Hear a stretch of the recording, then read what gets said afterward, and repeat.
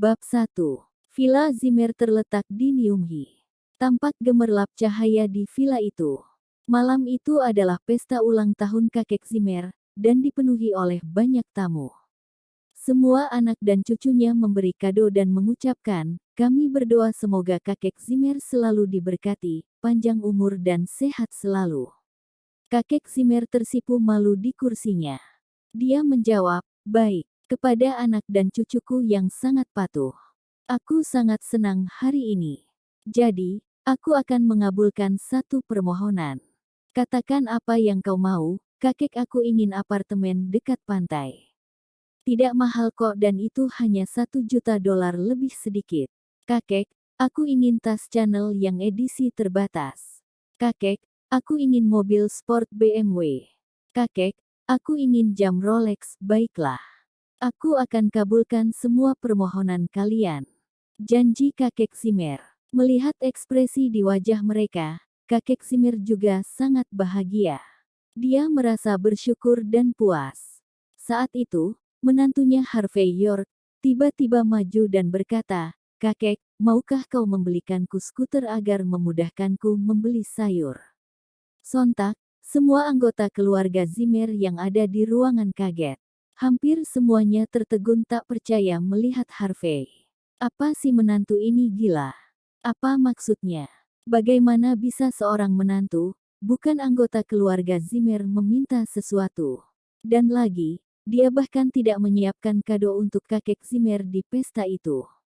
Bagaimana bisa dia tidak tahu malu meminta sesuatu dari kakek Zimmer? Dia bahkan meminta skuter. Apa dia sengaja ingin mempermalukan kakek Zimmer? 3 tahun lalu, mereka tidak tahu di mana nenek Zimmer bertemu dengan lelaki bernama Harvey. Dia memaksa cucu tertuanya untuk menikahi Harvey. Saat itu, Harvey sangat miskin dan tidak berbeda jauh dengan gelandangan. Namun, di hari pernikahnya, nenek Zimmer meninggal dunia. Semenjak itu semua anggota keluarga inti Zimmer merendahkannya. 3 tahun terakhir, Harvey bekerja serabutan untuk keluarga Zimmer. Ia harus menyiapkan air cuci kaki mereka. Dia pula yang memasak untuk keluarga itu. Sekarang, dia menyuarakan permohonannya soal skuter.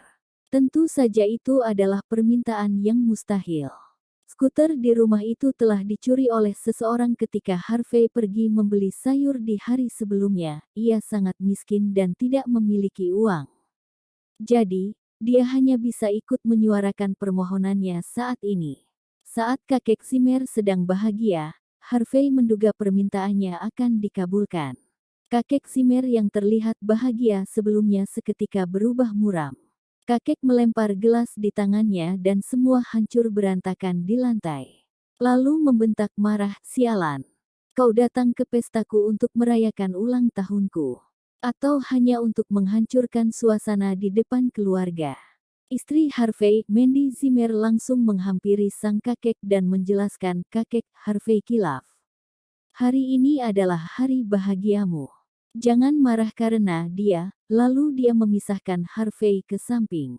Saat itu juga, sepupu Mandy, Queen Zimmer, mencibir, "Mandy, lihat suamimu yang tak berguna itu. Kita ini sedang apa? Ini pesta ulang tahun kakek kita yang ke-70. Dia datang dengan tangan kosong. Beraninya dia meminta sesuatu dari kakek. Sejak kapan dia jadi selancang ini? Benar, dia tak punya adat.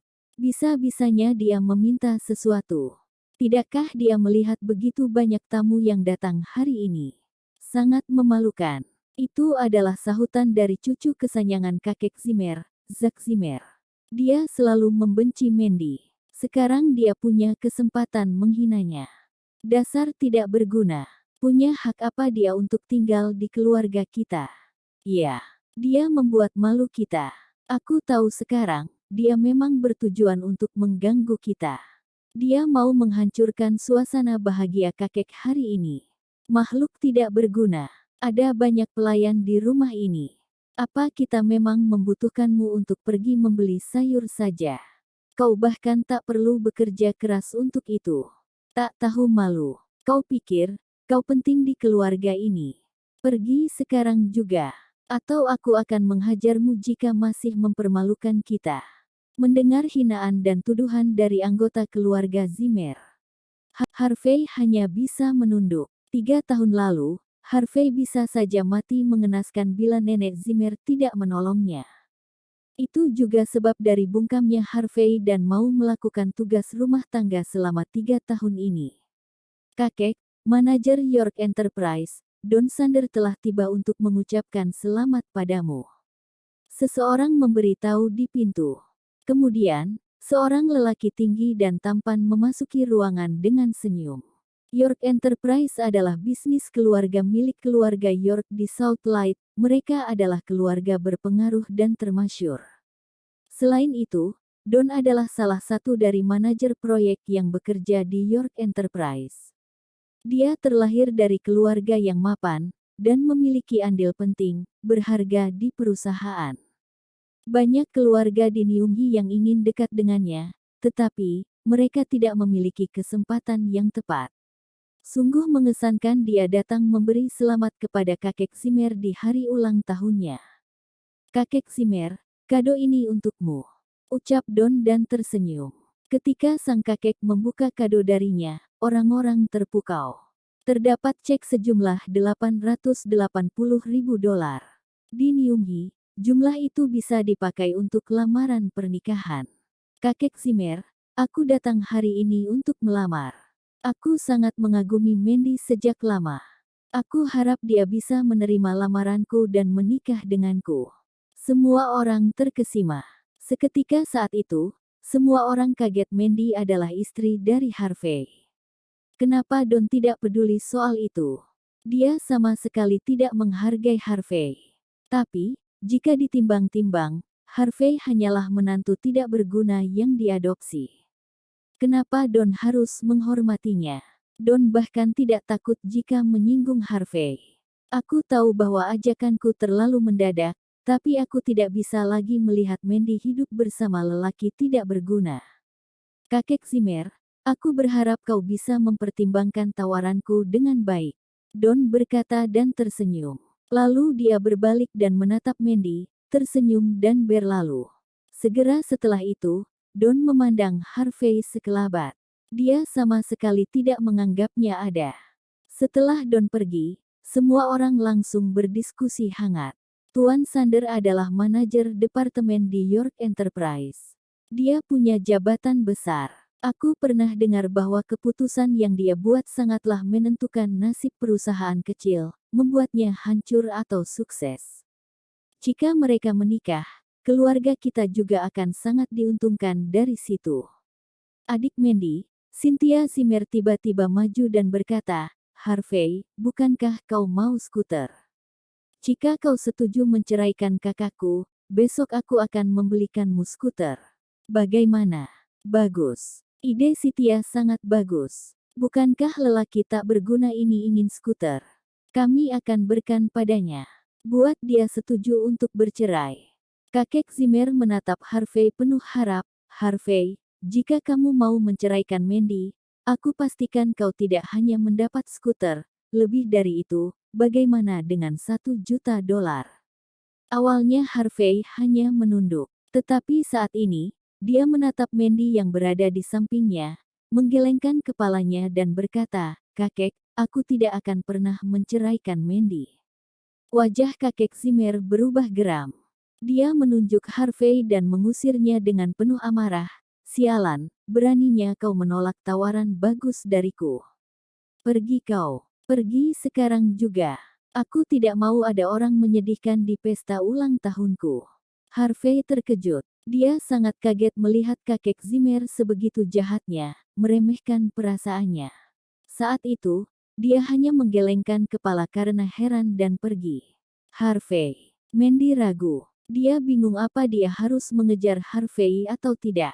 Melihat keraguan itu, sang kakek berkata dengan dingin, Mandy, jika kau pergi dengannya sekarang, aku akan membuangmu dari keluarga ini, aku tidak akan menganggapmu cucuku lagi. Mandy lalu berhenti mengejar. Dia tidak menyangka kakeknya akan bertindak sekejam itu padanya. Harvey lalu berkata, tinggallah, jangan pedulikan aku. Sebelum Mandy berucap, Harvey berbalik dan pergi.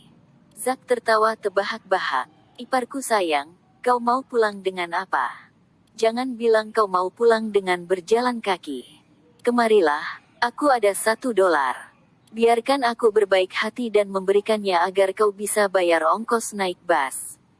Jangan malu-malu, ambillah. Lalu dia mengeluarkan uang $1 dan melemparkannya ke Harvey. Seluruh anggota keluarga Zimmer tertawa menghinanya. Harvey menggertakkan giginya, tetapi dia hanya terdiam. Setelah itu dia benar-benar meninggalkan Villa Zimmer. Pada saat itu, tiba-tiba teleponnya berdering. Dia mengeluarkan teleponnya dan melihat layar. Nomor yang memanggilnya berakhiran 6 digit angka 8. Harvey memelas dan melihat pesannya sepintas. Pak, York Enterprise sedang dalam kesulitan. Tolong pulang ke rumah untuk menanganinya. Bab 2. Ada pesan dari keluarga York. Harvey bersedih sebentar. Keluarga York sangat berpengaruh di Southlight. Awalnya, Harvey telah menjadi penerus resmi. Tetapi 3 tahun lalu, keluarganya menuduhnya dan menyangka dia menggelapkan uang dana perusahaan. Karena itu, identitasnya sebagai penerus dihapuskan. Seluruh anggota keluarga York sependapat dan Harvey telah dikeluarkan dari keluarga secepatnya. Ketika dia meninggalkan keluarga York 3 tahun lalu, dia tidak memiliki uang sama sekali.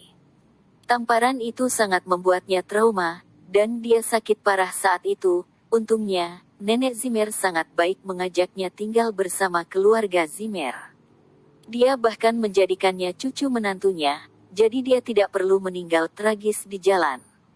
Namun, walaupun dia menikah dengan Mandy setelah 3 tahun, pernikahan mereka hanya status, tidak berjalan baik di kenyataan.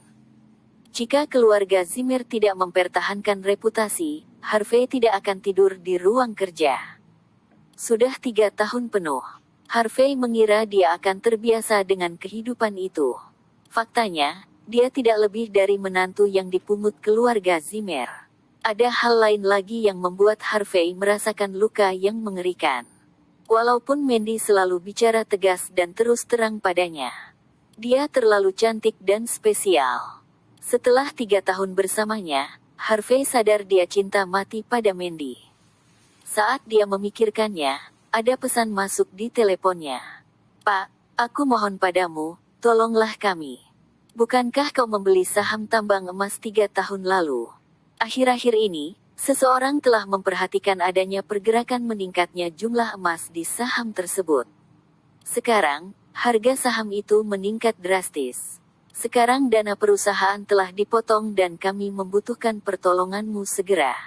Jika tidak, keluarga ini akan hancur. Harvey sangat bingung. Dia termenung. Selama tahun itu, dia memang menaruh investasi jutaan dolar di tambang emas. Itu juga yang menjadi sebab dia dituduh menyelundupkan dana perusahaan dan diusir dari keluarga. Belum juga 3 tahun, dan mereka mengetahui bahwa tambang emas tersebut telah dimuat oleh banyak jumlah emas dan bahkan jumlahnya mampu menaikkan harga sahamnya. Selanjutnya, Harvey segera mengambil kartu bank hitam. Kartu tersebut telah diabaikan selama ini. Kartu itu adalah kartu yang menandakan keistimewaan status seseorang di seluruh dunia. Telah diketahui bahwa siapapun yang memiliki kartu itu, akan mendapatkan apapun yang mereka inginkan dimanapun mereka berada. Kemudian dia segera menelepon layanan pelanggan 24 jam. Dia mendengar suara wanita yang manis menjawab teleponnya. Tuan York, apa kabar? Apa ada yang bisa kami bantu? Tolong bantu aku mengecek saldo di rekeningku. Baik, dengan senang hati. Harap tunggu sebentar, Pak, ucapnya sopan. Kemudian, suaranya muncul dengan nada kaget dan grogi. Pak York, saldo Anda meningkat banyak sekali dan dikarenakan akun Anda telah terkunci lama demi keamanan, saya tidak ada wewenang untuk mengeceknya. Saya akan mengajukannya segera. Boleh saya telepon Anda kembali nanti? Lihat tentu. Harvey menutup teleponnya. Jumlah uangnya sangat banyak yang membuat akun ini terkunci demi keamanan. Dia tertawa lantang. Siapa sangka, Dia hanya iseng mengambil 10 juta dolar dan menginvestasikannya tanpa ada harapan apapun. Dia tidak pernah menyangka investasi itu bisa mengagetkannya seperti ini. Harvey bahkan tidak mengetahui seberapa banyak uang yang dia miliki. Harvey pulang dengan santai. Ketika dia sampai rumah, Mandy telah sampai terlebih dahulu. Di sisi lain, ada dua orang wanita di ruang tamu. Dari kejauhan, dia bisa melihat satu dari mereka berperangai menawan dan seksi, yang satunya sangat imut dan manis. Selanjutnya, Mandy yang sangat cantik dan spesial. Mereka adalah dua sahabat Mandy. Si wanita seksi tadi bernama Cecilia Zachary dan yang imut bernama Angel Quinn. Mereka bertiga tidak menggubris Harvey yang memasuki ruang tamu itu. Angel yang sedang duduk di samping hanya menghela nafas. Lalu dia berkata, "Mandy, mari bicarakan hal serius. Aku mendengar bahwa perusahaanmu memiliki masalah." Mandy mengusap dahinya, lalu menjawab, "Ya. Beberapa hari lalu, perusahaanku menghadapi masalah pendanaan. Sekarang kami sedang butuh 5 juta dolar. Jika aku tidak segera mendapatkannya, aku khawatir sepertinya perusahaanku." Angel menghela nafasnya dan berkata, "Tapi Mandy, tidaklah mudah mendapatkan uang sebesar 5 juta dolar di waktu yang singkat." Si wanita seksi, Cecilia yang sedang duduk di sampingnya mengangguk. Mandy melihat reaksi mereka dan dia menyadari tidak ada pertolongan untuknya, lalu dia terdiam malu. Lalu dia melihat Harvey berdiri di sana. Dia tidak dapat mengelak untuk menatapnya. Dia menegur, "Harvey, sejak kapan kau punya hak untuk berdiri di sana dan menguping percakapan yang serius ini? Pergilah dan cuci baju. Dan ingat, cuci dengan tangan dan air hangat. Jika ada baju yang luntur, aku pastikan kau akan tidur di lorong malam ini." Dia bergegas untuk mencuci baju lalu tiba-tiba ada telepon berdering. Tidak disangka, itu adalah telepon dari layanan pelanggan bank kartu hitam miliknya. Harvey menjawab telepon dan mendengar suara operator wanita tadi. "Tuan York, setelah mengecek akun Anda, kami menyimpulkan bahwa seluruh harta Anda ditahan di akun luar negeri. Jika kami gali lagi lebih dalam, kami mungkin menerobos privasi Anda. Kami menyarankan Anda untuk menelpon kami jika sedang luang. Lalu kami akan mengirim seseorang untuk segera mengundang Anda ke kantor pusat Niumhi, sehingga Anda dapat mengecek akun Anda sendiri. Apa Anda setuju?" Harvey bergumam, "Baiklah, tapi kenapa aku harus sesulit ini hanya untuk mengecek akun luar negeriku?"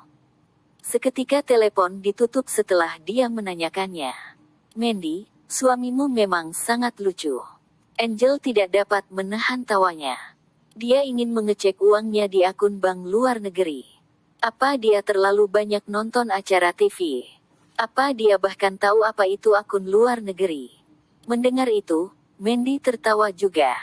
Lalu berkata, "Dia mungkin menguping ketika aku berbicara di telepon dengan ayah beberapa hari lalu. Apa dia mengira semua akun bank disebut akun luar negeri? Tapi aku kadang memberinya 100 dolar untuk uang sakunya, sepertinya dia menyimpannya." Mandy, kau sangat beruntung memiliki pasangan sepertinya. Dia sangat hemat. Cecilia tersenyum. Sebenarnya, mereka merasa hal itu sangat lucu. Saat itu, Harvey menjadi sangat cemas dan terburu-buru memuju Mandy. Dia berkata ke istrinya dengan serius, "Sayang, apa perusahaanmu membutuhkan dana 5 juta dolar? Kenapa kau tidak biarkan aku menolongmu?" Cecilia tertawa terbahak-bahak. Dia memang seksi, sehingga dia bergerak begitu luwes dan menggoda. Dia terlihat energik dan menawan. Lalu, dia menatap Harvey dan berkata, "Harvey, apa kau bahkan tahu seberapa banyak uang 5 juta dolar itu? Jangan tertukar dengan 500 dolarmu. Bahkan jika kau menabungnya 100 dolar dari uang sakumu, bagaimana bisa kau punya sebanyak 5 juta dolar?" Harvey mencibir, "Bagaimana jika aku bisa memilikinya?" Cecilia mengejek, "Jika kau bisa mengambil sebanyak 5 juta dolar, aku akan bersujud kepadamu dan memanggilmu ayah." "Benarkah begitu?" Harvey tersenyum. Kemudian dia menegaskan, kalau begitu ingatlah atas ucapanmu tadi. Jangan ingkari janjimu. Mandy mengusut dahinya di samping mereka. Lalu dia melambaikan tangannya mengusir Harvey. Sudahlah, cukup. Pergilah dan jangan pernah ada khayalan lagi lebih dari ini. Memalukan. Harvey berucap lembut, baiklah. Dia sama sekali tidak membela diri. Malam itu, Harvey masih tidur di ruang kerja. Dia sungguh tidak percaya atas berita baik yang didengarnya tiba-tiba. Ini benar-benar bukan mimpi. Harvey tidak dapat mempercayai semua yang terjadi dan menepuk-nepuk wajahnya. Aku diharuskan ke bank besok hanya untuk mengecek seberapa banyak uang yang kumiliki. Dia sama sekali tidak tertidur lelap. Keesokan harinya, Harvey menancap gas sepeda listriknya di pagi buta. Dia terkejut, seseorang telah mengisi baterai sepedanya. Kemudian dia berpikir pastilah Mandy yang melakukannya untuknya. Selain Mandy, tidak ada anggota keluarga Zimmer yang baik hati padanya. Setelah mengatur baterainya, Harvey bersiap ke bank. Harvey, mau kemana kau pagi buta begini? Dari balkon lantai 3, dia melihat gadis muda yang sedang mengenakan set piyama cantik. Wajahnya mirip dengan Mandy. Saat itu, sang gadis melihat Harvey tak ramah. Dia adalah Cynthia. Hai Dick, selamat pagi. Sapa Harvey dengan sopan. Aku bukan adikmu. Bagaimana bisa kakakku menikahi lelaki tidak berguna sepertimu? Jika itu aku pasti akan mencekikmu sampai mati di malam pernikahan. Cynthia tampak dingin. Dia dengan enaknya melempar dokumen dari atas balkon ke arah Harvey. Kakakku lupa membawa dokumen ini untuk rapatnya. Berikan itu padanya, jika terlambat, kau tahu apa yang akan terjadi padamu. Tak dipungkiri, walaupun Cynthia seorang anak gadis SMA Fang tak ramah, dia tetan memiliki tak dipungkiri, walaupun Cynthia seorang anak gadis SMA yang tak ramah, dia tetap memiliki gen baik dari keluarga Zimmer. Dia memiliki pinggul langsing dengan kaki ramping. Dia sungguh cantik dan menawan. Harvey mengambil folder dokumennya yang terjatuh ke tanah. Selama 3 tahun menikah dengan Mandy, dia tidak pernah mengizinkan Harvey mendatanginya ke perusahaan karena takut dia mempermalukannya. Sekarang adiknya meminta dia mengirimkan dokumen.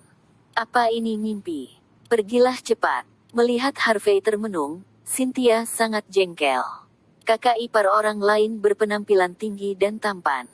Beberapa dari mereka bahkan sangat gagah dan berkelas. Tetapi mengapa kakak iparnya sangat culun dan tidak memiliki kelebihan? Dia bahkan tidak bisa memandangnya.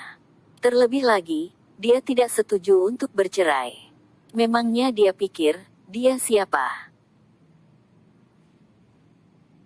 Bab 3. Setengah jam kemudian, Harvey sampai di perusahaan Mandy. Ketika dia melewati pintu masuk, seorang satpam menghentikannya dengan tongkat setrum segera. Si satpam berkata dengan dingin, pergilah dari sini. Kami tidak menerima pengemis di sini. Harvey baru saja bangun pagi itu dan tentu dia tidak sempat membersihkan diri di awal harinya. Dan lagi, dia mengenakan kaos oblong dan celana pendek yang sudah pudar warnanya. Dia memang terlihat seperti pengemis dari jalanan. Namun, Harvey sudah biasa diperlakukan seperti itu. Dia tersenyum dan berkata, Pak, aku di sini untuk memberikan dokumen ke istriku. Kau memiliki istri dengan penampilan begini. Satpam itu curiga, apa istrimu Sarah si tukang bersih-bersih atau Lily yang bertugas di pantry? Istriku adalah Mandy, ucap Harvey. Si satpam terkejut. Dia segera tertawa geli, oh begitu. Kau menantu Zimmer itu. Dia tidak dapat menahan tawanya. Harvey menggeleng. Tidak pernah menyangka dia begitu terkenal. Sudahlah. Berikan dokumennya padaku. Nona Zimmer memintaku untuk mengambilnya darimu. Dan kau telah di sini. Ucap si satpam. Tidak. Harvey menggeleng dengan yakin dan teguh. Adik iparku bilang ini sangat penting, jadi aku harus memberikannya sendiri pada istriku. Bisakah kau menyingkir? Kau. Satpam itu menunjuk Harvey dan pasrah apa dia sudah gila. Dia tidak tahu bahwa keluarga Zimmer sangat tidak menyukainya. Dan lagi, dia berpakaian seperti itu. Apa dia tidak takut untuk menghancurkan citra perusahaan? Ketika mereka sedang berbicara satu sama lain, mereka mendengar gemuruh mesin mobil menggelegar dari belakang. Lalu terlihat sebuah BMW 5 series berkecepatan tinggi terparkir di sebelah sepeda listrik Harvey. Mereka melihat sosok Don keluar dari mobil itu dengan membawa sebuket bunga mawar di tangannya.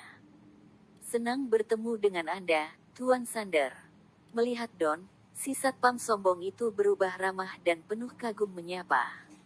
Lalu berkata, "Tuan Sander, silahkan lewat sini. Nona Zimmer telah menantikan kedatangan Anda di kantor." Don mengangguk. Dia berlalu tanpa memandang kehadiran Harvey di sana. Harvey hampir saja memasuki perusahaan itu juga. Namun, si satpam segera menghalanginya dengan tongkat listrik miliknya. "Apa maksudmu? Kenapa kau membiarkannya masuk sedangkan aku tidak?" tanya Harvey sambil memandang si satpam. Si satpam menghela nafas dan berkata, "Harvey, kau hanyalah menantu. Bagaimana bisa kau dibandingkan dengan Tuan Sander? Begini, parfum dan mawar di tangannya sudah pasti seharga ratusan ribu dolar. Apa kau memiliki uang sebanyak itu? Dari yang kulihat, kau secepatnya akan dibuang dari status menantumu itu." Harvey tertegun sejenak. Kemudian dia bersedih, "Apa maksudmu?" "Maksudku, apa kau bodoh sampai menunjukkan dirimu di sini? Kejadian semalam sudah tersebar luas ke seluruh kota. Semua orang tahu bahwa Tuan Sander sedang mengejar cintanya, Nona Mandy Zimmer. Mereka adalah pasangan tampan dan cantik. Mereka memang serasi. Lihatlah dirimu. Kau sangat menyedihkan dan tidak berguna. Aku heran mengapa Nona Zimmer mau menikahimu sejak awal." Si satpam mencacinya. Sementara itu, lift di lobi terbuka. Mandy keluar dari sana dengan baju terusan bunga, nampak cantik dan menawan. Saat itu, dia melihat Don. La tersenyum dan menganggukkan kepala padanya lalu berkata, "Tuan Sander, aku sudah menantikanmu." Don memfokuskan pandangannya, dan sepintas, ekspresi ketamakan terlihat dari matanya.